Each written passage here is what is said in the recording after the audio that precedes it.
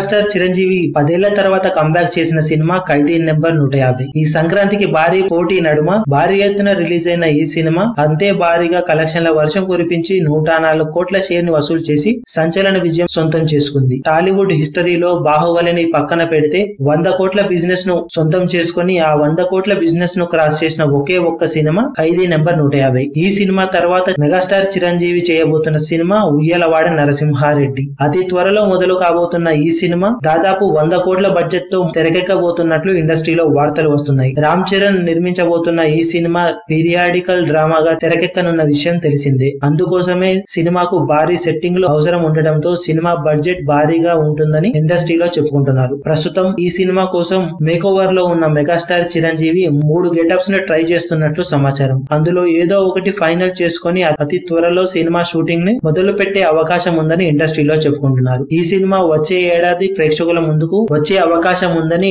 వార్తలు వస్తున్నాయి. మీ అభిమాన హీరోలకు సంబంధించిన లేటెస్ట్ అప్డేట్స్ కోసం మా ఛానల్ ని సబ్స్క్రైబ్ చేసుకోండి. ఏ చిన్న అప్డేట్ ని మిస్ అవ్వకూడదు అనుకుంటే బెల్ ఐకాన్ ని ప్రెస్ చేయండి. లైక్, షేర్, కమెంట్ చేయడం మర్చిపోకండి.